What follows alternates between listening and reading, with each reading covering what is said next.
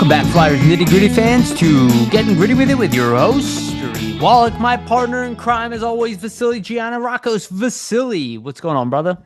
Oh, I'm doing well, Yariv. We got a lot to talk about today, just in terms of Flyers news. It's been an interesting couple of weeks, I would say, in Flyers land. Pretty successful road trip. Come back, lose to the Penguins, but then have a really big blowout win against the Sabres.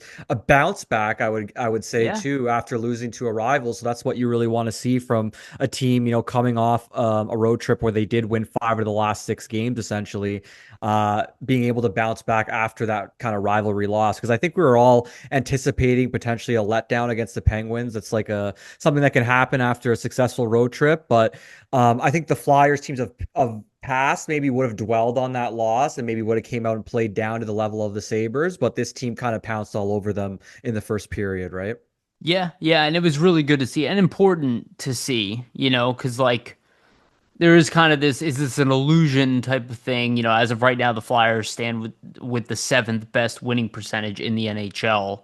Obviously, prediction models, which I make fun of all the time, did not have them there. They had them at the bottom five in the league, which I thought was nonsense to begin with, which again is why I don't trust all these things on the internet, because they're not accurate majority of the time. It's very difficult to be accurate. So, there is kind of like, when is when are the wheels going to come off type of feeling underneath this? Not necessarily is this team going to be at the very bottom of the league, but when are they going to go back to middling where a lot of people kind of had them, right? So when they respond this way, it's ammunition to show that they've evolved as a team, right? Yeah, I So mean, 7-3, right, in the last 10 games. And I would say something to note, really, for any team at this point, like in the juncture of the season, right? Like, we're already about, between 25 to 27 games in for most teams. So usually when you're going to make a assertion of what a team is, you need to wait a little bit to kind of see how they play through certain stretches, let there be a bit of a sample size. And I mean, at this point, like, the Flyers to me are cementing themselves as in the mix to make the playoffs. Like, they're competitive every absolutely. night. Yeah. They're, a pretty good defensive team. The goaltending has been much improved, obviously, from last season. Even Urson, right, like, has had some really good showings of late here too, with 2 wins in the last 2 games for him. So I think a lot of positives, right? And a season where people may have not thought that that was going to be the case. So Yeah, and I think most people counted this team out. If you listen to most of the media pundits that I ignore, they all thought the Flyers were going to be terrible this year. Which again, if you listen to us, this is pretty much right on schedule what we were talking about, right? This is why we kept talking about 2026. That people kind of rode on that later, but me and you have been talking about it for over 2 years already, close to 3 years at this point.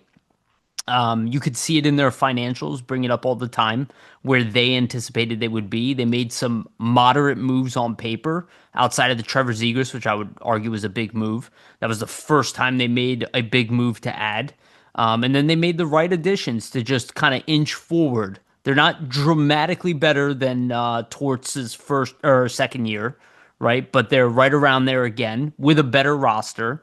And they're not like winning games by, their penalty kill. They're shutting down teams. They're having some decisive wins here, and even they're with the winning in overtime some wins. different or they're winning in some different ways, right? Like Right, exactly. The we've variety. we've seen them win a lot of games in the shootout. We've seen them win some tight 1 goal games and such like that. We've also seen them have a couple blowouts, like Especially of wins late. here Yeah. of late, exactly. And just switching it up in terms of, hey, like, we knew that if this team is going to sustain some of the success long term, it's going to have to be coming in different ways. They're not going to be able to come back every night or win 1 goal games every night. So just to see some variety now over the last 2 weeks, at least, I think that's definitely encouraging too. Yeah, 100%. Okay, before we get into the actual topics, let me just remind everybody, please like and subscribe, hit the notification bell for notification, get notified when we release these episodes. And for the audio version, go to Spotify and iTunes, give us a rating and a follow as well. Again, that is the best way to support this show. It's a great way to support Flyers, nittygritty.com, and it's really all we ask of you guys. So if you haven't done that so far, Again, like, subscribe, ratings, follows, all that stuff is a humongous benefit to us.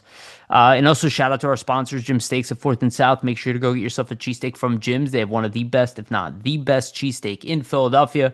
Again, go get yourself a cheesesteak from Jim Steaks at 4th and South. Also, shout out to Summit Public Adjusters, 215-752-0560. Go to them for your insurance adjustment needs. They will help facilitate the process between you and your insurance company.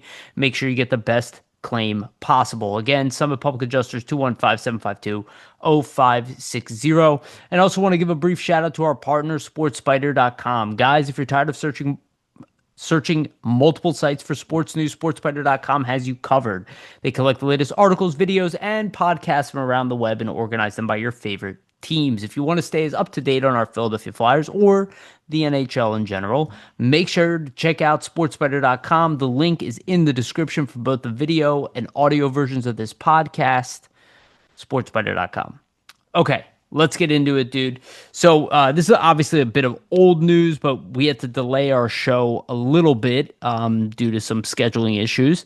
But the big news that happened, unfortunately during that loss, and that was the type of game that just like, you wish those games didn't happen overall. You get shellacked at home by your biggest rival.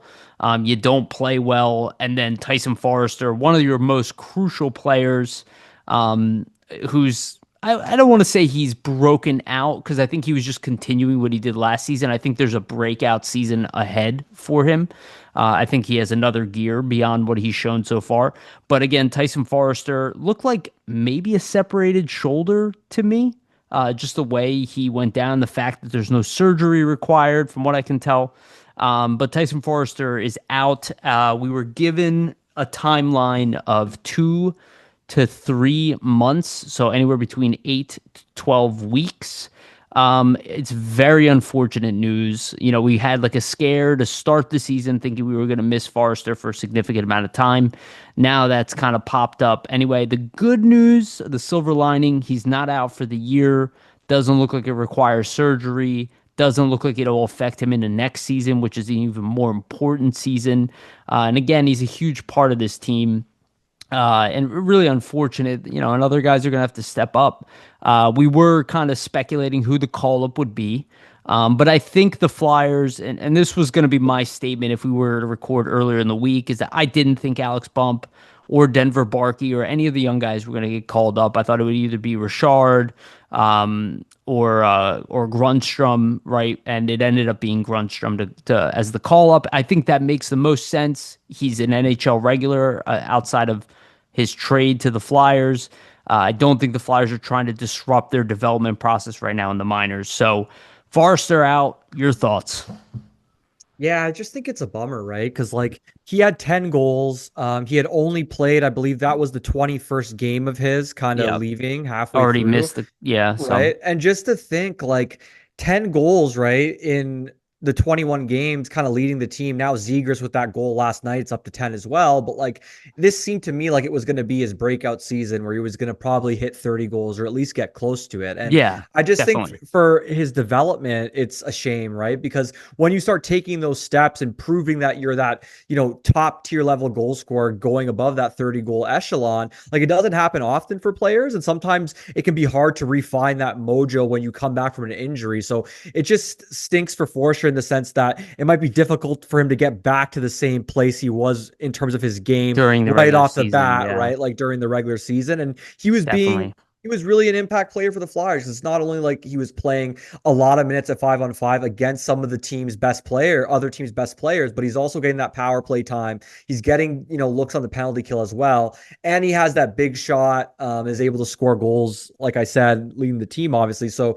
it's just really unfortunate. When it happened, really strange. Like I've personally, watched a lot of hockey over my lifetime. I've never seen an injury like that where a player yeah, takes a shot and his whole arm kind of just falls to the wayside after. Like to me, the two things I thought of initially were either shoulder separation or like elbow separation or something to do with like the yeah. bicep tendon because he had that injury earlier in the I was summer. worried about a tear. That was Yeah, my so the concern. good thing is that it isn't a tear. That's obviously the case with only the 2 to 3 month timeline. The Flyers mentioned that they didn't want him to get surgery as it would act as a longer recovery time. So I don't know if this is one of those injuries where you kind of just recover and then maybe get surgery and clean it up after the season, perhaps. I'm not sure exactly like It's true. That's a good point. what the recovery process is going to be for We him, don't even but really know the injury, right? We're yeah, guessing. we haven't really been given the injury in full yet. So it's a bummer. I think, like I said, he was well on his way to hitting that 30 goal plateau. So he's definitely going to be missed in a sense. But Definitely. on the bright side, if you're trying to spin a positive out of it, like this gives Nikita Grabenkin some well-needed minutes because he was not getting reps. He was really not even in the lineup for a lot of games over the last few weeks. So at least this gives him an opportunity, right? And we saw last night that he looked pretty good He did. in several different occasions, like that Brink goal, that turnover. He is right in the position there to kind of get the puck and then make the play there. So, He looked um, good. Yeah. yeah, I think it's good for him. And like if you're in a situation where Grabenka maybe doesn't give you all that you're looking for, maybe you let Alex Bump cook a little more in the minors, but he maybe gets called up down the line. So I Absolutely. Yeah. think at this point they're comfortable with Grabenkin stepping in Forster's absence, but maybe there'll be a change depending on performance. We'll have to see. But Yeah. you just have to hope for Forster that it isn't something that there's setbacks with, right? Because you never know with these types of injuries. So hopefully, he's able to recover and then come back and make some sort of an impact at least to end the season for the team. Yeah. And to be honest with you, like if you do lose a Forrester and you don't make the playoffs, it just shows that your team is not ready. And that's why you're not going all in and all that, which I don't think the Flyers think that they are like ready to make that huge move quite yet. I think they're a few months away. Um, but to your point about Gurbankin, I think is very well said. And look, you don't want to call up Gurbankin, barely play him, and then the opportunity opens for him to play, and you're like, oh yeah, Alex Bump. It's like, no, you brought Gurbankin up here because he won the job at camp. He is a little bit older than Bump, but about the Yeah. same age. He's a year older. He's earned his due. You got to give him the opportunity. And like you said, if he fails, or maybe not even failure, but maybe he's just not, doing enough, then you consider calling up Alex Bump. Bump is just now really becoming an upper echelon player in the AHL. Let him cook. There's like, I hate saying it to people because people who listen to this are fans and you want the excitement and the winning and all that, and that's what you deserve. But on the other hand, where management thinks and how I tend to think, which is not as fun, is the patient approach. Usually is the right one. There are times where you can be too patient, but most of the times, like you want to really like, it is much more beneficial to let Bump get more confident, play that out. Let Gabrankin play because, worst comes to worst, if Gabrankin is going and you call a Bump because you just can't help but call him up because he's playing so well, it's like, okay, then you bump down Gabrankin. He can make the fourth line better, and then you have Bump playing in the third line. But like you said, it creates opportunity. This is what good teams do. I mean, look at Tampa Bay right now, right? They're missing a bunch of good players, and they have guys stepping up, and this is what a good team does. The Flyers, I don't believe, are necessarily like where Tampa Bay is, but they're at a point where there is enough depth in the system where they can still be competitive. And I won't let the game against Colorado necessarily, thwart that opinion. I mean, they're by far the best team in the league this year. So, we can't just think, oh, we got to beat Colorado, right? We're probably going to lose that game. That's They're beating everybody else. most teams this Everybody season. else has lost to them, right? Yeah. And the Flyers, while they're doing very well, they're not in the top, 3% of teams in the league. Maybe by the numbers, but they're not quite there yet. So the patient approach is there. And again, this is why you want to have depth throughout your system. And the Flyers have a wave of young guys coming, not just in the minors right now, but obviously beyond that, that's coming next year. So this is how you have to kind of think. And that's, again, why 2026 offseason is so crucial because you have so many good players. You don't even know what to do with them at that point. And that's where you can make that move that you want to make. And we're going to talk about the Quinn Hughes rumors in the second half of the show. That is relevant. So speaking of other injuries, while the Flyers did have a very good night, they didn't play their best game, but they definitively beat a team that is struggling, that is worse than they are, though they do have more talent. I think that organization needs a I GM mean, change. they were opportunistic, right? Like, I think that's exactly what you want to see from this team. Like, think about what happened in the game. They have that goalie interference call. It ends up being called a goal. Obviously, Konechny gets the goal, and then after that, they get the extra power play added on top, and the Flyers just take advantage. And how many times in years past would the Flyers have had those power play opportunities and weren't able to capitalize? That ends up being a momentum swinger for the The opposite opposite team way, yeah.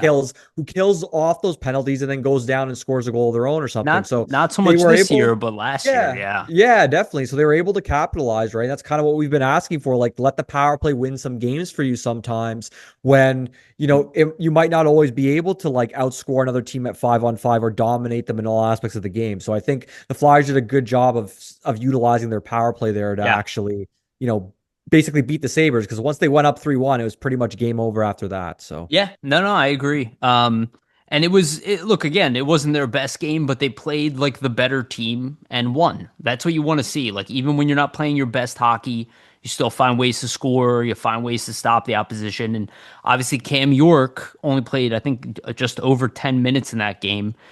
So clearly got injured earlier in the game, still played some shifts afterwards, but we don't know the extent of the injury. We do know he's day to day as of right now. They do have some days off until Sunday. My guess he's not going to play on Sunday, just to give him more time. Again, you don't want to be like, oh, we have to beat the Colorado Avalanche. Again, even the better teams in the league don't beat the Colorado Avalanche. So I think, you kind of have to think longer term, more patient, like I was saying with York. So if he's not quite ready, you take the extra, couple days and you give it to him, and give opportunities to other guys. And that's kind of what it's going to be. But we'll see. Hopefully, we get some good news on him. But it seems like the injury wasn't that bad considering the injury happened earlier in the game and he still played. He still was throwing his body around. So potentially yeah, not that serious. I'm not sure exactly when it happened. I know his last shift was like a scrum after Darlene boarded Zegras. And he was in that scrum and then he kind of went off after that. So maybe something happened in the scrub, like takes a shot or in the scrum, takes a shot somewhere or something, and it, hurt him in Well, it like in seemed a like it certain was, area. from what I But understand, it was earlier, but who knows? I don't Yeah. know. Yeah. It's hard to pinpoint. I didn't really see anything specifically where he looked hurt, so we'll just have to see. Hopefully, it is truly just a minor thing and he can return shortly. Yeah, But and we're gonna go through line combinations in the second half of the show too. We'll talk about who's gonna replace him and what the D will probably look like next game. I think we have an idea, um, and we'll see what happens there. What they end up putting together. The other piece of injury news is actually oh, interesting. I don't have it on here, but I'm gonna throw it in here because they're both of them kind of coming back. I'm gonna add. I don't have Risto on our list for some reason, but Rasmus Ristolainen was seen on the ice officially. We were given that he's going to be back before the end of the month, but probably not the end of the month. So my guess is still about 2 weeks away. He is skating in a non-contact jersey, but skating with the team now. So hopefully by next week he's taking some contact and has like a week of just being brought up to speed. But that is a big piece for the Flyers. Just getting Rasmus Ristolainen back would be a big deal, especially you look at when you lose guys like York or God forbid Sanheim or a Jamie Drysdale or even Emil Andre, right? This is why the depth at D is like so crucial because you only have 6 defensemen, and Risto was so good for this team last year. Oh, I do have Risto here. I just realized it's in the wrong area. But yeah, what are your thoughts about Risto coming back? I mean, I think it's a big deal. He's not quite back yet, but it would yeah, I make mean, it a York injury more tolerable.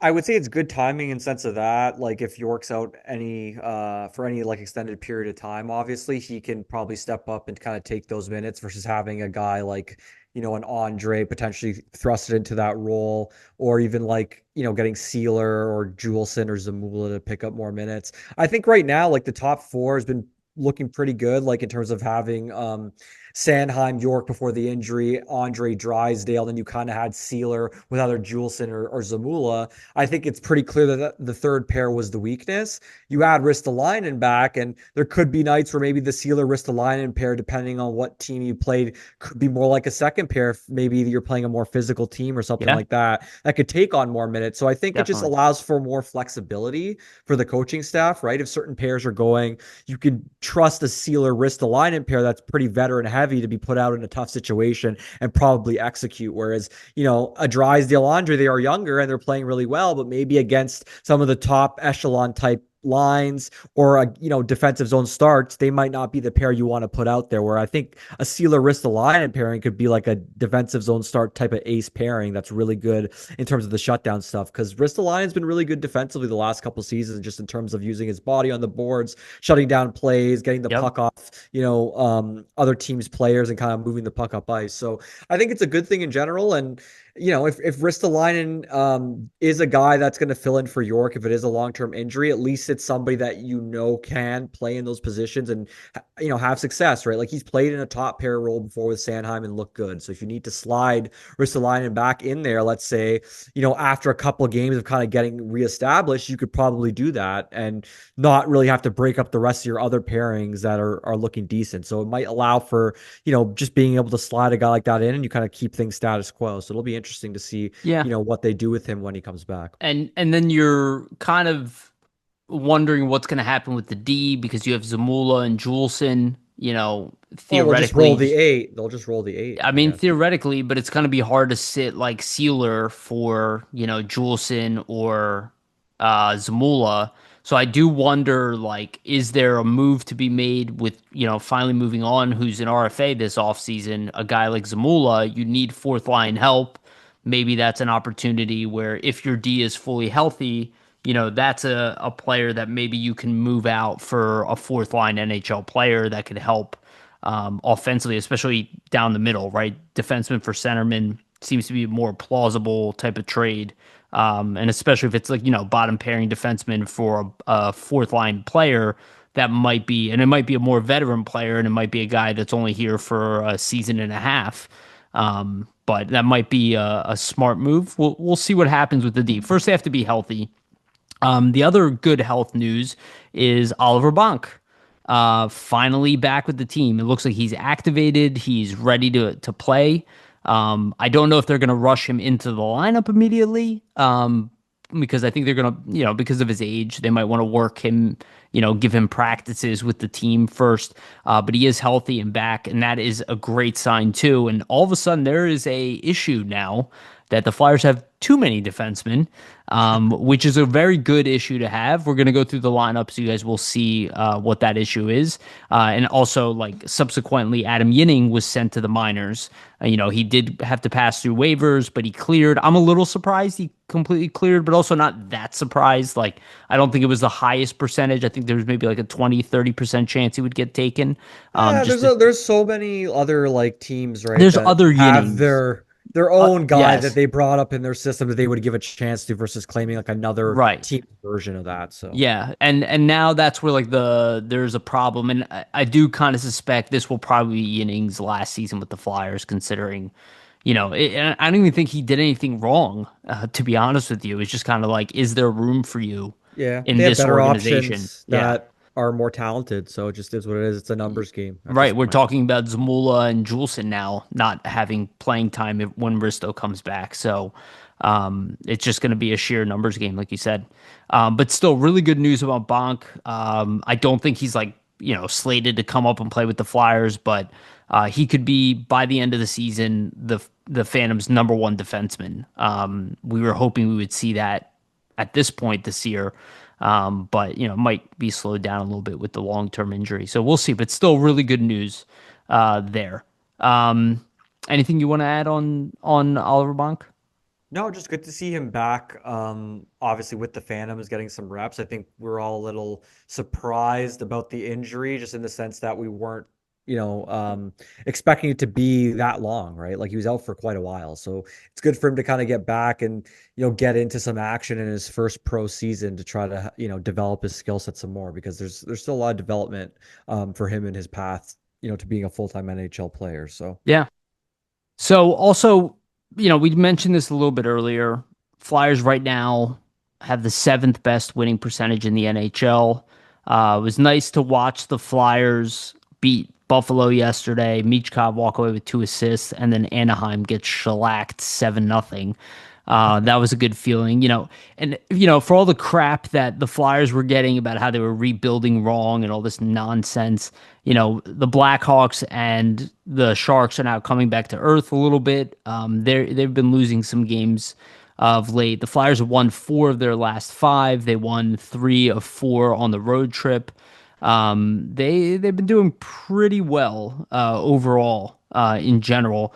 Just strong team play, different guys coming up throughout the lineup, and then like last night, you needed guys to step up, and Brink stepped up. Noah Cates had his best game in a while, especially offensively. Also defensively, I just thought he looked really sharp yesterday. He was winning like every battle, contributed offensively. Owen Tippett seems to be a different player, even from when we saw like highlights, moments. We talk about his inconsistencies. Like even when he's not scoring now, he's like playing better defense. He's more physical. He's also playmaking, which we didn't see a lot of. Like he's setting up plays more of than just, flying up the wing and just taking shots. And it seems like all around, and I guess I'll add this in there, Owen Tippett hits 200 points in the previous games. Now he's surpassed that with getting another assist the other night. And then Michkov, as of right now, 4 goals, 3 assists, +2 in his last 7 games. Again, not above per game, point per game, but he had 1 2-point game yeah. prior to this trip. Now he has 2 2-point games. He's clearly been heating up. Konechny finally scores for the first time in a while.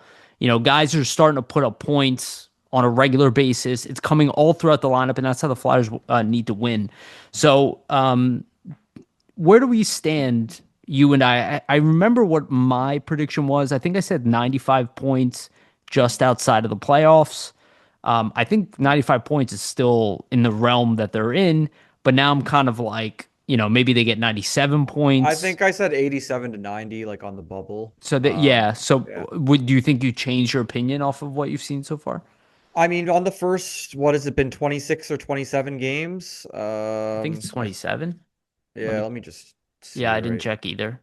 right It, now. Sorry, it guys. is 26. 26. All right. 26 games. So yeah, I mean, after the first 26 games, I think we've seen a lot of encouraging things. I mean, I think the main thing for me with this Flyers team was how was the goaltending going to be this season? Yeah. You had almost an unknown in Dan Vladar in the sense that there really wasn't a lot of eyes on him last season in Calgary, like from the Flyers perspective. So a lot of people in this sphere did not really know how he was going to perform, but he did play against a lot of the tougher opponents for Calgary last season. So he's kind of continuing, a pretty good follow up based on his performances last season. And he's been their best player so far. Like, there's how many games has there been where Vladar has stood on his head to kind of keep them in it, and the Flyers respond well, and then have some good offensive shifts, score a goal, and then take the lead, and they're kind of off the races from there. So he's been making the key saves at key times. Even Urson coming back from the injury, I think he's even looked pretty steady, like 2 wins for him in his last 2.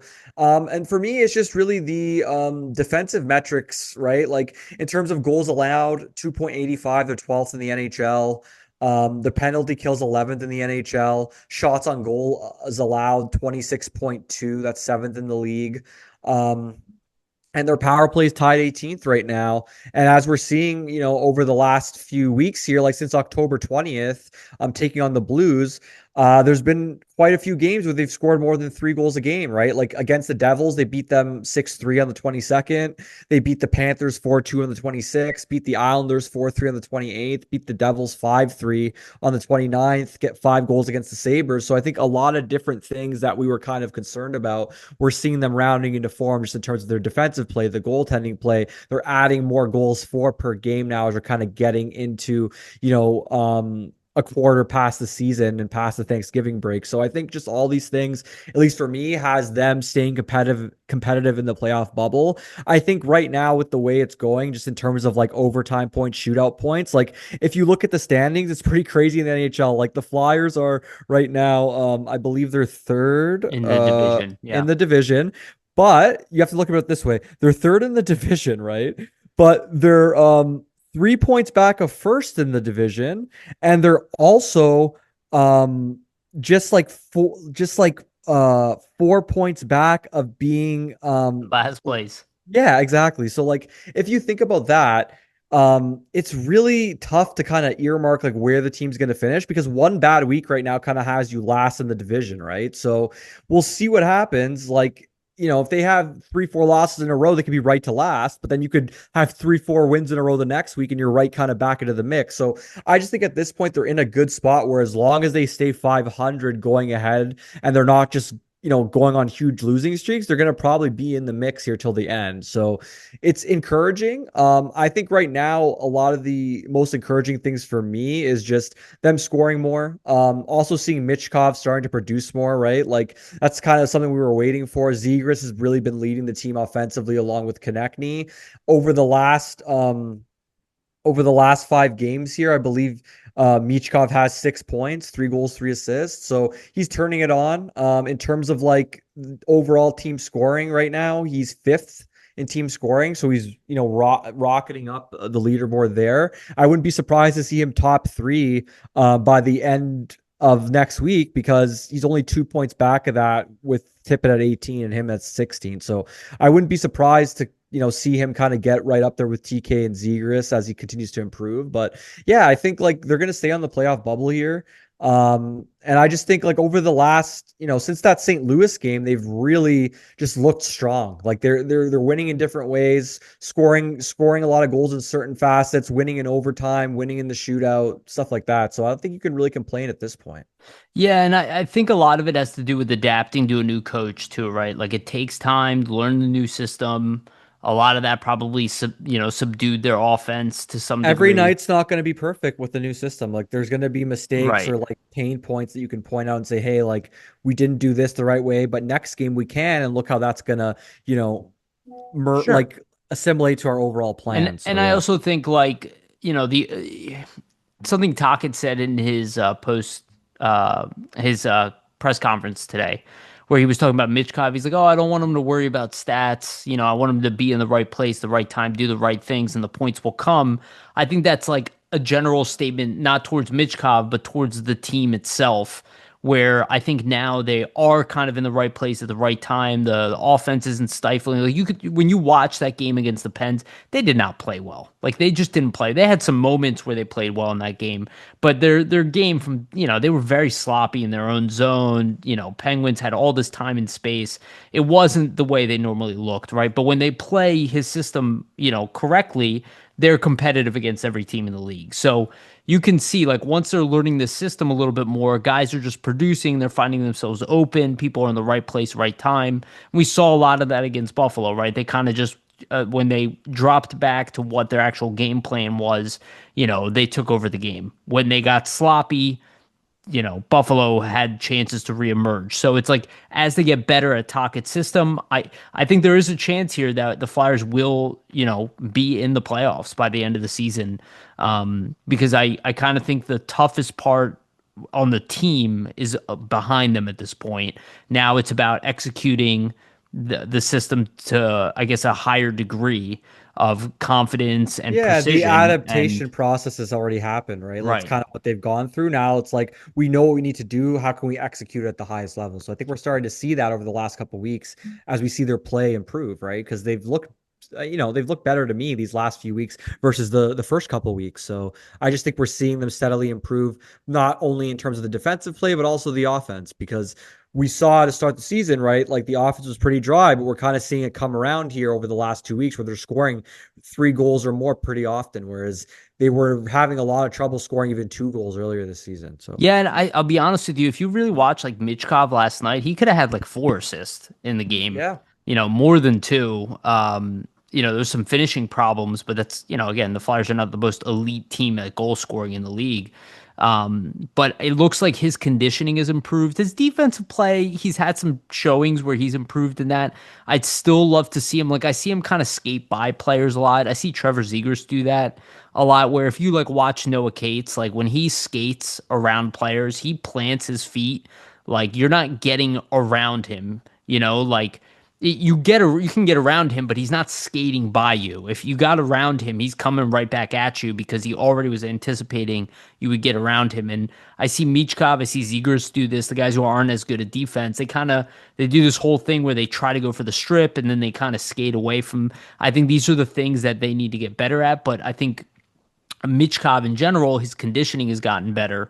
We're not seeing him as winded at the end of shifts anymore. I'm kind of paying attention to that, and you see the production going up. So I think that is helping the offense in general because he is a huge catalyst for this offense in the same way that Zegras and TK are. Well, he can If just not, create he has offense. a higher ceiling You can just create offense out of nowhere. Like I saw, like I don't know if you saw, you made a really nice pass late in the behind the game net. behind the net, and you're just Yeah, like, there's only it was certain amazing players pass. in the league that can make those types of plays, no look passes, and that's even when it's not a tight game or anything like that. Like the game's kind of over at this point, you can just kind of pull something like that out of nowhere. So I just think, with the skill like that.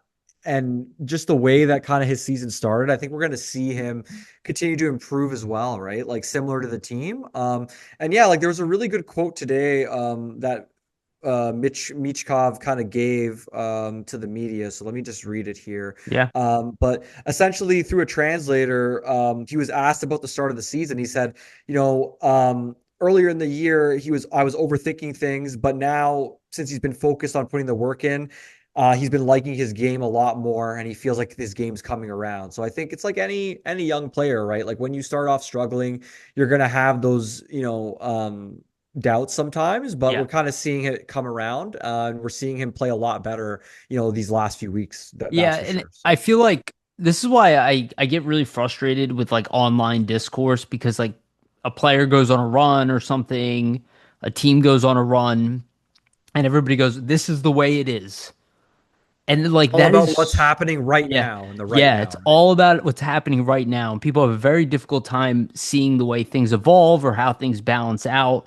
And I'm not taking a shot at all media because that is not true. That's why I say online discourse because some of the better, especially like ex players and all that comment on stuff, they will always bring this stuff up because they've experienced it themselves personally, right? There's Or they've ups been in and the locker downs in room. a season. That's just Right. how it is. That's why you're at all with a guy like McKinnon, right? Who like literally at all times is on his top game. McDavid, all time. Like this is very hard to achieve that level. And it typically happens at a veteran level, around 26, 27, 28.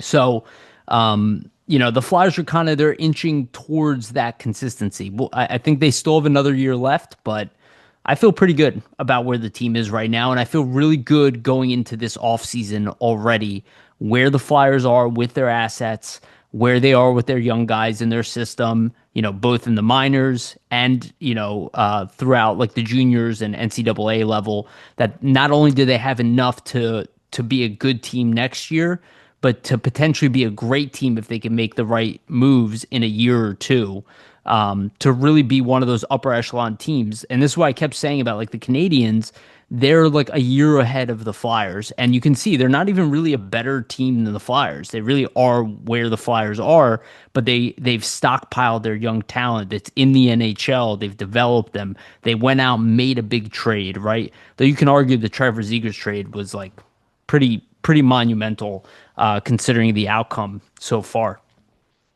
Okay, let's get into the second half of the show. Before we do, just want to remind everybody, please like and subscribe, hit the notification bell for notification, get notified when we release these episodes. And for the audio version, go to Spotify and iTunes. All right, I'm going to share my screen. We'll go through some quick line changes, then we'll get into Quinn Hughes stuff. All right. So I went ahead and I put together the lines, what I think they will be against Colorado. So again, just going through the lines: Zegras, Dvorak, Konechny, Michkov, Couturier, Tippett, Grabenkin, Cates, Brink, Grunstrom, Obels, Garnet Hathaway. I'm assuming Cam York, as of right now, is in the lineup. So York, Sanheim, Andre, Drysdale, Sealer, and then maybe Zamula, maybe Juleson. We don't know exactly, or maybe both of them Yeah. will play depending If you on don't see York, right? Yeah. right. And will it be Zamula that plays with Sanheim? Will it be will it be Sealer, which is probably the more likely scenario. But I gotta say, the offensive unit, I kind of wish the Flyers went with these units when the team was healthy. And that because I was kind of like, they need to switch Konechny and Brink. I was like, I don't think that separating Brink and Cates was that wise. And so far, like the Michkov Couturier Tippett experiment is going really well. So, I was kind of like, well, keep Tippett with Zegras and Dvorak because they were doing well. But that's how I kind of see the top six. And then that third line, even though I don't see Forrester as a third line player, it was just, it's a well-oiled machine, and it's a good thing to rely upon when you have enough depth to fill out your top nine, which they do. So I really like that they went to these lines and just slotted in Gulbenkian, which you and I talked about all the time, right? It was like, should have just kept it, and either slot in Gulbenkian or, if you're going to bring in Bump or whatever, you put them with Cates and Brink, who they already know how to play well together. So it's a lot easier to slot in a new guy. And Yeah. I thought they looked pretty solid. And then the assumption is that Grunstrom will play against Colorado because uh, even though D'Lo has actually looked all right this year, offensively he still is, He's not going to score for you or yeah, really produce but much. So at he's least Grunstrom gives you more of that goal it's also scoring the opportunity. speed. Yeah, like Delorier moves like he's got bricks in his feet. You know what I mean? Like he's by far the slowest player on the team, and Grunstrom at least has He some might be the skating ability. slowest in the NHL, to be honest. I He's I don't pretty think that's a slow. crazy statement. Like he's probably top 10 slowest, but nonetheless, I mean, I like the lines. I like what they did. I like the fact that you put Zegras with more of a high skill type of guy. Like, I mean, him and Tippett and Dvorak, I think was working, but I feel like you could really optimize Zegras more playing with a guy like connecting, like the give and go type of plays, stuff Yeah, like that. Like, I just it's don't fair. think I don't know if you were going to see much of that with Tippett. Like he's been passing more, but like just in terms of like give and goes, like really like Konechny setting up Zegras, for example. Like I think we might see more of that. Whereas Tippett, he'll have some decent setups, but he's primarily not going to be your setup type guy. Whereas when you have him on a line with a Couturier and Michkov, you can really utilize him more because Michkov is a great passer, as we know. Couturier has great hockey IQ, so you can kind of really utilize Tippett as the trigger man on that line. And at least for me, like the way that talk it seems to be going about this season is he's keeping pairs together or trying to keep pairs of guys together, right? Like we've seen this season, Dvorak, Zegras together a lot. We've seen Michkov, Couturier together a lot. We've seen Cates Brink together a lot. And those seem to be the kind of pairs that he's sticking with more often than not, right? Even though we did see some changes, beforehand where Brink was playing with Couturier and such, it looks like they're kind of going back to those pairs that they were uh had at the beginning of the season Yeah, essentially. So yeah. to me, I don't mind it. I think, keep together what's working. You won last game 5-2. I think that Kate's Brink Benkin line can be just as effective, to be honest. With Forrester on it, you're obviously losing the scoring touch of Forrester, but just in terms of being like a line that drives play, that's, in the opposition zone, that's, having the puck below the goal line and cycling. Like I think Gurbankin suits that type of style of play. Like he's a guy that's pretty good behind the goal line, likes to go to the front of the net. So I think with those two guys, it's almost like a glove that kind of fits on perfectly with Gurbankin in terms of the style that they're trying to play. So I like what they're doing. And I think for the fourth line, like it's pretty much a no-brainer. Like it's either going to be Grunstrom or Delorier, but I would obviously play Grunstrom over Delorier more often than not, just because you have more scoring prowess, more scoring opportunity. Like I've said multiple times, Delorier is just not bringing much for you offensively. If there's another heavyweight type fighter on the other team you're playing against, then sure, it makes sense. But like physicality wise, but just in terms of like actual on ice play, creating offense, like Grunstrom's probably the better pick in that fourth line role. And for the defense, I mean, they're playing well right now. Like I said earlier, I'm really interested to see like how they split the minutes up when Ristolainen comes back because you can really cut down some of the minutes of like a Sanheim or a York or Drysdale, even for example, to not overload them as much and maybe give more minutes to that third pairing.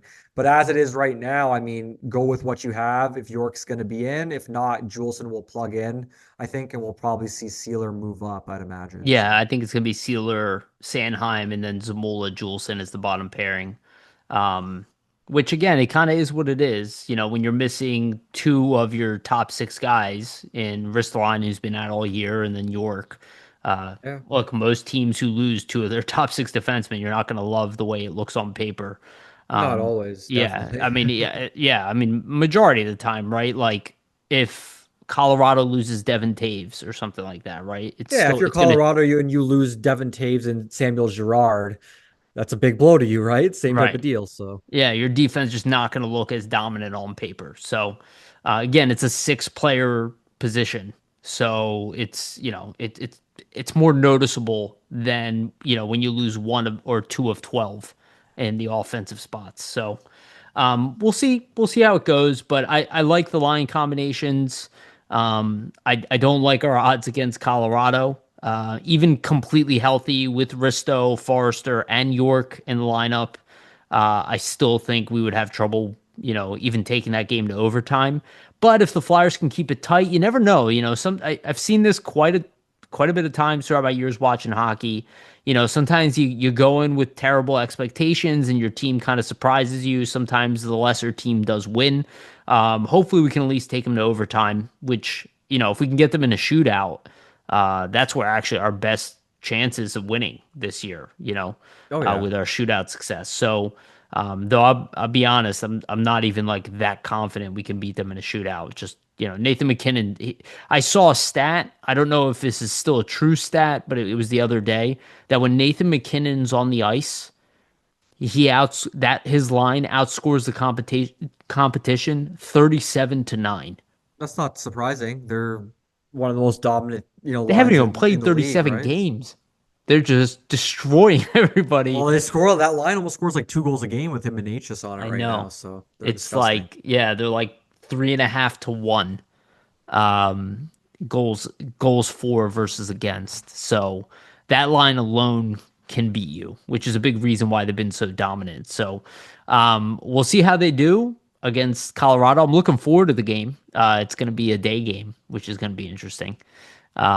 So Flyers, I feel like historically have not done well in day games, so it could end up being a complete shellacking as well. We got to be open to that, but hopefully the Flyers show up ready and at least are competitive. And if they win the game, that's going to be a huge confidence booster to the team. It's not that Colorado's unbeatable. It's just they're that good that they can win every single night, and they are the favorites every single night, whether you're home or away. They've been that good this year, insanely good. It could be like one of those record-breaking years at the pace that they're moving. I think Colorado, at least for me, is like one of those cup type of teams this season. So Yeah. The only team that I think could beat them in the finals is Florida, but that requires being completely healthy, and yeah, they're not going to be, I right? think Vegas could be close. It depends though. Like they'd have to get Stone back as well. Yeah, on sheer depth, but I don't know if they're playing as well, though. We'll say they just got Carter Hart, who won his first game. Not like ridiculous numbers or whatever, but they have two starting goalies right now in Yeah, Schmid and, or is it Schmid or Thomas? Hill, Aiden Hill. Hill. Yeah. Wow, Jesus, brain fart. Thank you. Hill and Hart in net. So that should be interesting for their depth as well. When you have two good goalies in net, things do kind of. We saw what Boston was able to do back in the day before when they had Swayman and what's his name from Ottawa. Oh my God, Olmark. Allmark. Yeah. Yeah. So it's going to get interesting. We'll see. We'll see if Colorado can sustain it, but I doubt the Flyers are going to be the team that knocks them down a Hey, peg. you just wanna hope that for the Flyers, like when you're an upper echelon team like that, sometimes you might take, another team lightly. Just hope Colorado takes the Flyers lightly. But they're such a good team for a reason. It's because they don't take other teams lightly Yeah. very often, Yeah. especially with a Absolutely. captain like Nathan McKinnon. So Absolutely. So let's talk about the recent trade rumors, and then we'll end. I'll do another screen share with the Phantoms lineup, and we'll do like a little bit of a prospect update. Though it won't be long. the Quinn Hughes trades have been a buzzing, and the Flyers are not the only team part of that. Detroit is rumored as well. Yeah. Yeah, there's look, the reality is when a player like Quinn Hughes is available, half the league is going to be involved 30 to some. teams will be calling saying, Yes, "Hey, what do you want for everybody's him?" going to want him. Just to gauge like what it is they're asking. You never It, know. You might be surprised, right? So right. Well, so what I'll say is I do not believe that they're going to trade Quinn Hughes this year. I understand the logic. You know, you trade him with a year, 2 years left on his contract, or I guess a year and a half left on his contract. The value is higher. I don't really think the value is going to change that much because if you're trading for a 20, he'll be 27 when his contract expires. When you're trading for a player in his prime who's that good, like you're getting a good you're return splitting hairs. Yeah. regardless. And whoever's trading for him, they're signing him long term, and they're not trading for him unless this was the mistake that Carolina made, where they traded for a guy that they weren't even sure they were going to sign. That's not typical. Typical, you go out, you trade for a guy, you already kind of talked to his agent. Extension's already in place, right? Right, So exactly. So I don't believe he's getting traded this year. And also, to that logic, Vancouver, he's a franchise player for Vancouver. They are not going to give up on trying to keep him. Most likely, they want to keep him. They think they can, and they think, hey, maybe we can do something in the offseason to change this team, show him we're heading in the right direction, and he'll want to stay here. Now, there are the rumors, obviously, he wants to go play with his brothers, and that's why Philly was brought up, right? It's a coach that he loves, right, in a city right next to where his brothers play. So at the very least, he's going to be nearby his family. He'll be like an hour and a half from them. And he's obviously going to come to a team that not only needs him, that's a promising on the way up team, but also has a coach that he loves, that his career excelled under. So there's a lot of reasons why the Flyers would go. Now, I want to bring this up real quick. Anthony DeMarco had a tweet. I spoke to an assistant GM last night, and in his opinion, Forrester, Luchenko, and a first would be in the right ballpark for Hughes. His reasoning: Eichel trade, Tuck, Krebs, and a second, probably closest comp of recent history. Now, I do want to comment the Martone and Michkov stuff that was going around. I thought that was retarded.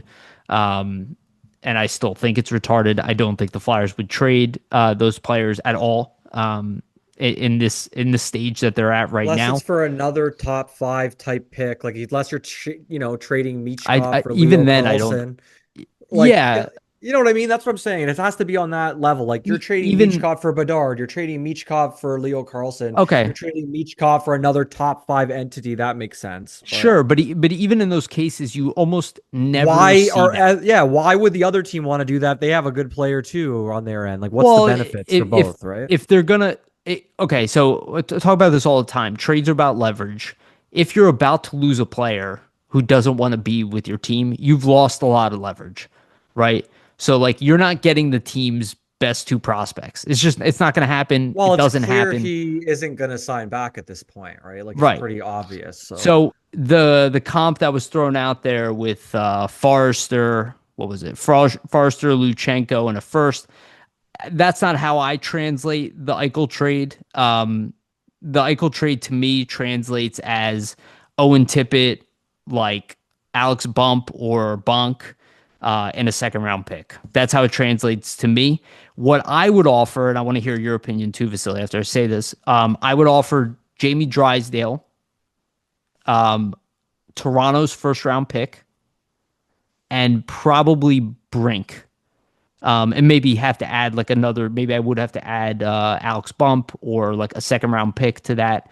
That would be kind of my package. If I'm going to be gaining a defenseman that plays 28 minutes a night, I'm going to move one of my defensemen because it's just like a numbers game at that point. I think that's kind of and I think if you look at the JT Miller trade, they got Hedel back for him, right? So you want kind of a player from that position. Drysdale is obviously not as good as Quinn Hughes, but he's turned into be a pretty damn good defensive defenseman, like on the defensive end. And he obviously has an offensive side to his game. His skating is fantastic. So there's an offensive upside with him too. He's still young. it's somebody that they can sell to the fans as like, hey, this is part of our future. And for all we know, Drysdale could still end up being like a 55 plus point defenseman who plays top two, top 3 minutes in the league. Like he's doing that kind of right now. He's just like on a 30-point pace rather than 50-point pace. So I think the piece that you center it around is Jamie Drysdale. And Yeah, then I you think throw in a little bit extra, obviously. I think it's possible like that could be a trade like that could be it. Like I think Vancouver probably would want York because he's Okay, signed then it would be and he's York or cost controlled. Drysdale. Yeah. That would be my difference. Like I think personally, if I was putting together a trade that's a fair trade for both teams, this is what I would probably do. If I'm the Flyers, I'm trading probably York. I'm trading Tippett, and then I'm trading Toronto's first for Quinn Hughes. That's probably what I would put together. Reason being, you're gonna need to clear some salary first of all. So Because he's for going your to get like 16 million a year. yeah, so like Yeah. with Tippett and York now, you got 10 million gone, so you can sign him back long term. You have a first round pick, which would probably be Toronto's. I don't think the Flyers want to give up their own pick in this situation. But if it's Toronto's, you might have to add like a third or like a Well, fourth or some Toronto's pick other. is might be higher than ours I at this guess that's point. true. It could be higher too, right? We're Yeah. thinking about that. We're Flyers are thinking of trending up. Toronto's kind of Toronto's trending down, but historically we're thinking of Toronto the past few years as like one of those top teams. So, they're not right anyways, now.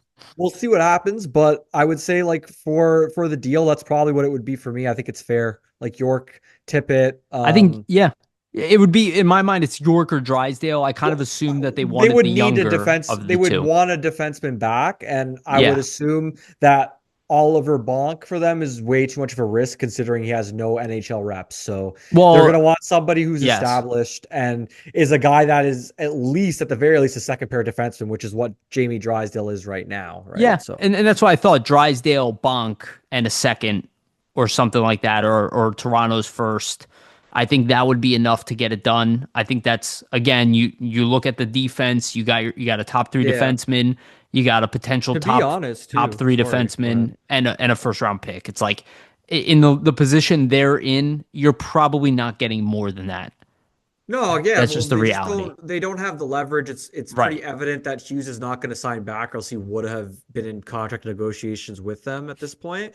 Maybe I don't So think they can sign him no, they can't, but like till July, they right? technically can't, but like there's just rumblings and all these rumors. Like if guys like True. Elliot Friedman are putting it out there, when is he wrong about stuff like this? Of this guy 7 months ago, there's rumors he's getting traded. Eventually, these guys always get traded when the rumors come out like this from these, Yes, it's sources just like a Friedman, right? It's just yeah, when is it that's gonna true. be? It's just when is it gonna be?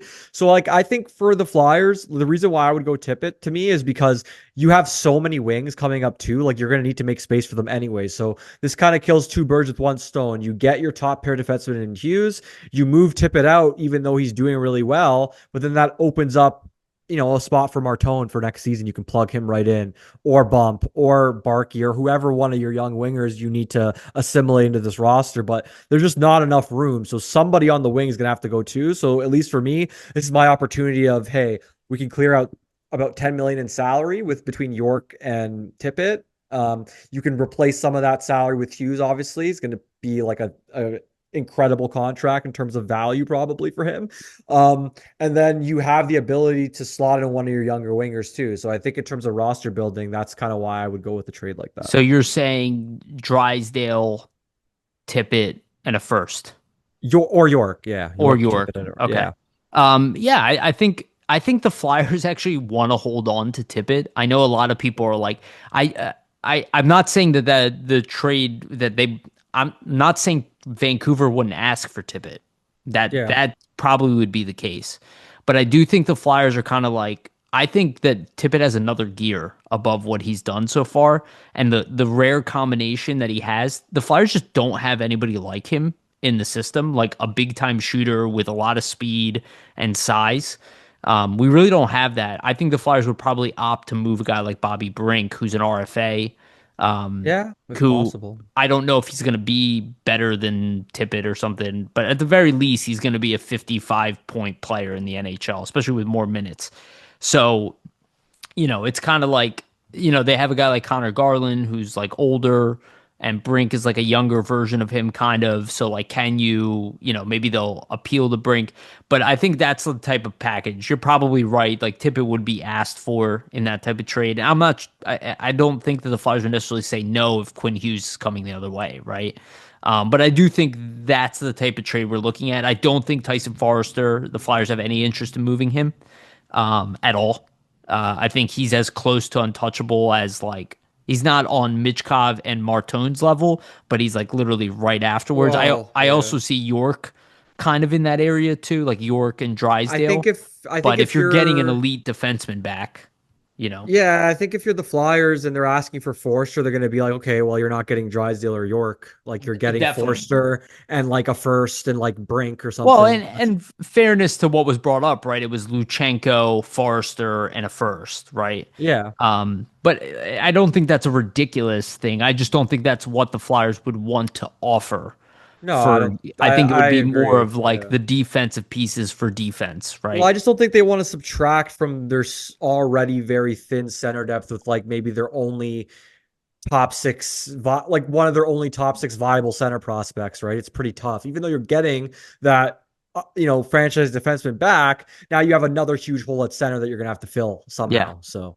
I still don't think Quinn Hughes is getting traded in season this year, maybe in the off off-season season. move. Yeah. But I do kind of see them being like they will try to do everything they can to keep him first. And it seems like more like, past July 1st, the re-sign period, if they can't get him to sign, that's where they probably are having conversations. I don't doubt that as like a backup, right? So they know what teams are willing to offer and then kind of tender those offers all the way into next season, because the interest in Hughes is not going anywhere. If anything, it might build and one team It might get will more desperate, probably. right? So from their angle, and quite frankly, it aligns more with the Flyers' timeline next year to kind of pull the trigger on a trade like that than it is this year. Um, Even if you get them at a reduced cost for an extra year, it's about like where you think your team stands, right? Because if the Flyers are a playoff team this year and they move on from Tippett and let's say York, right, and they package them in that deal, gives them the off season to kind of fill in the Tippett spot, figure out, what they're doing with their lineup, right, and then kind of, move forward from there. So we'll see, but I don't expect it to happen during the year. Okay, now I'm going to share my screen again. We'll end on a little bit of prospect talk, and then that'll be the end of the episode. So, this is where the Phantoms lineup currently stands. I don't know exactly how the second line will look on here because Grunland or Grunstrom was called up. So I kind of just moved in Cooper Maradi Yeah, into that spot. I think that makes I sense. it might there's like a veteran limit, so it depends on who plays that game. So like Maradi comes out of the lineup or whatever. But this is kind of where they currently stand. The lines are pretty much similar. Bump, Peterson, Barkey, Richard, Dorwart. Oh, it was Grunstrom, Dorwart, Richard, Gendron, Gaucher, Kaplan, Wilson, Wisdom, and Robertson. Rizzo is still in the ECHL. Bolton is healthy scratch most nights, and same with Oscar Eklund. And then the D, as of right now, and this is where it gets kind of interesting. Adam Yinning is now a Phantom. He's once again playing with Helge Grans. McDonald is playing with Ethan Sampson, who's now back and healthy. Ty Murchison is still playing with Kyrou, and Kyrou had like another goal and assist the other night. He is He's still, racking it up, yeah, man. It's he's still crazy. on a tear. Well, I wonder, Yariv, like, let's say we see York out for an extended period of time. This is an opportunity to call up Kyrou. I know you're not playing Juleson and Zamula at all, but it would be fitting the role a bit more, right? Yeah, I don't think so because Andre Drysdale You and already have three small Sanheim, defensemen, kind of. they can all handle the offensive part of the game. Where like I think Kyrou for the first time in his AHL career is on a tear, and it's the Yeah. same type of idea with like Bump. It's like let him do it, like let But him also be let them develop, right? This is a part of their right. development too, Exactly. in a sense. So Yes, he's only 22 years old. Like he's a young guy. Like let him develop, let him cook.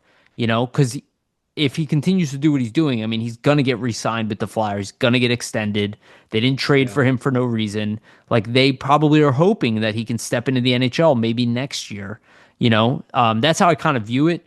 The guy I think would most likely get like a call up. I think Ethan Sampson might get a call up before then, even though he had the injuries. But there's also Maxime Gonnet, Maxence Gonnet. So he is now with the Phantoms as well. And now Oliver Bonk is healthy. And I mean, as of right Too now, many out of defensemen. the lineup, this is what I was saying. I do kind of suspect that maybe there's a Helge Grans trade. I think a defenseman is going to get traded.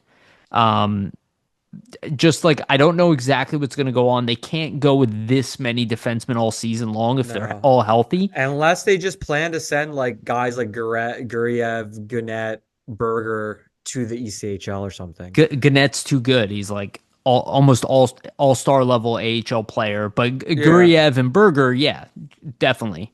But you want Bonk playing, right? Well, yeah, Bonk would be in over Murchison, I would imagine, if he was healthy right now. That Sure, would make yeah, the yeah. most sense. I don't disagree. But then what happens with Gannett too, right? So I don't know. It's becoming a problem. And then if Ristolainen is healthy, right, then what do you do? It's just like a kind of like a numbers problem at a certain point. So Yeah. But I we'll guess they have depth in a see. sense. Like you want to have maybe one or two extra guys. So like maybe they'll rotate some guys in. But at least I think we were talking about earlier this season with some of the injuries. Like the Phantoms were shorthanded. Now it's like the opposite. So maybe Yeah. they'll welcome the depth in a sense, And there right? could be more injuries, right? But Yeah. I just look at the fact that Helge Grans, who probably should have been the most likely up to make the team, maybe he gets a call up later in the season. Maybe. But I wouldn't be shocked if he's like moved out in the same way Tuamala was moved out, right? For Yeah. something else they need, like a center, right? They could use more centers. Like right now, they have Zaid Wisdom playing center at the lower level. You know what I mean? And he was a winger up until recently. So they could use another young center. So that might be an option there. But overall, I mean, the Phantoms are still good. They lost a couple games, but I'm They're still excited in to see. playoff position, Yeah, I obviously. think they So won. No, they lost in a shootout in their last game, where Bjarnason was in net.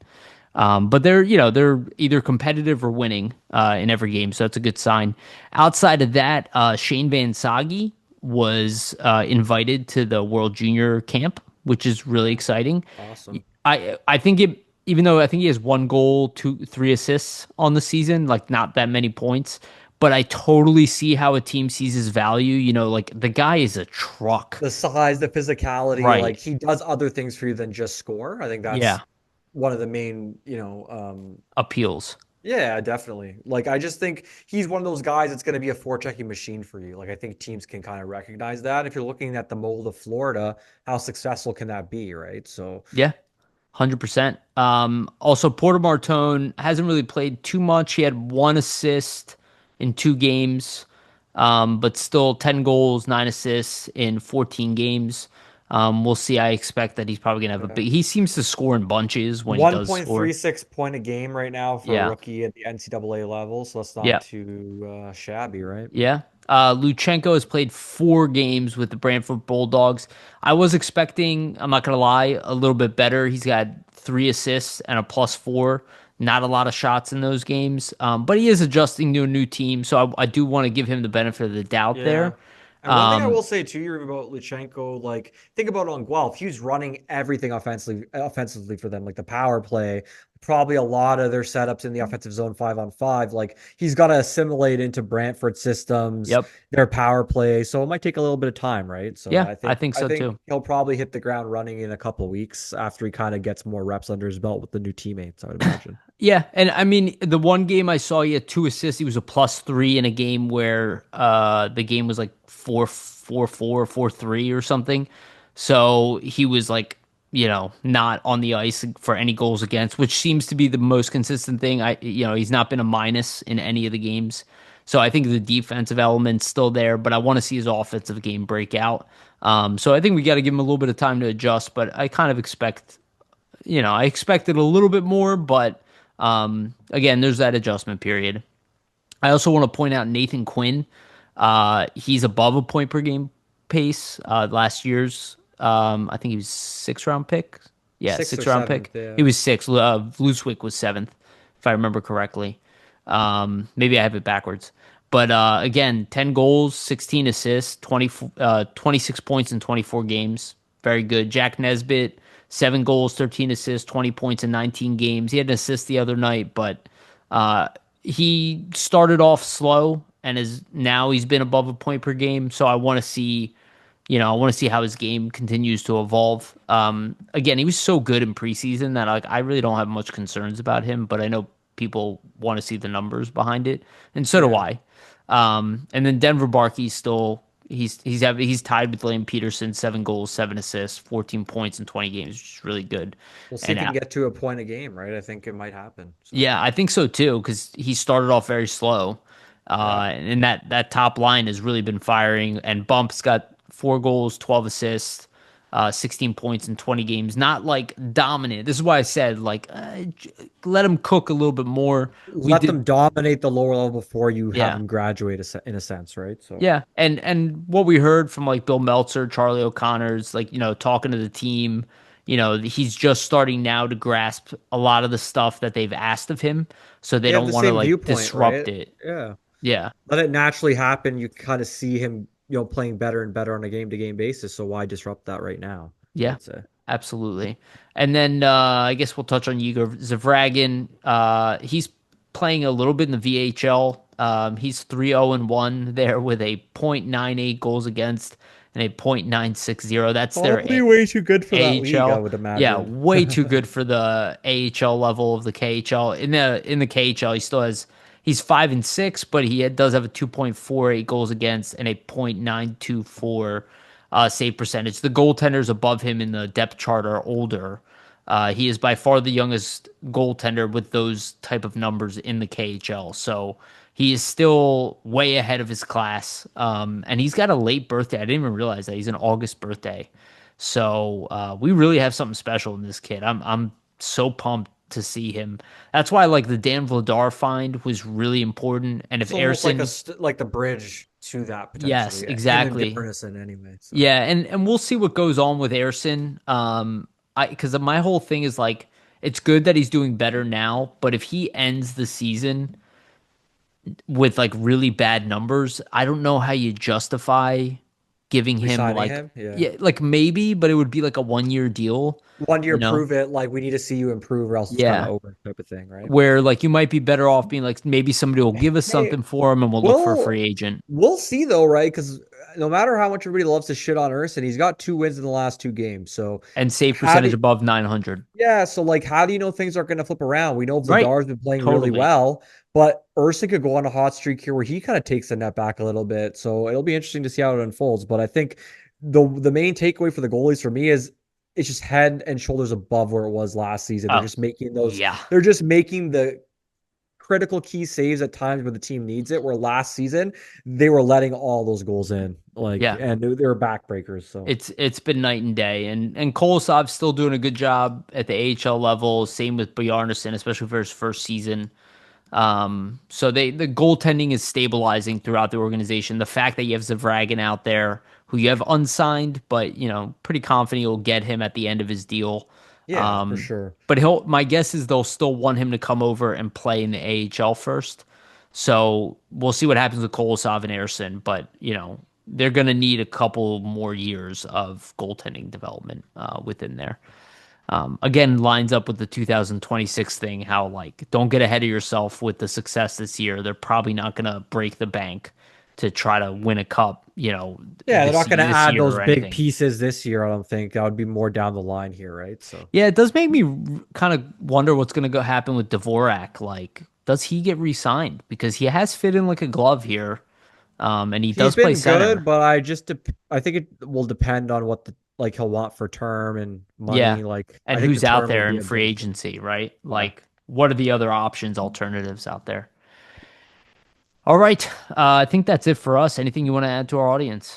No, just everybody continue to check out flyersnittygritty.com. There's a ton of great written content on there, keeping you up to date with everything Flyers related. So shout out to Jamie. He does an amazing job with the written stuff. So keep an eye out for that stuff.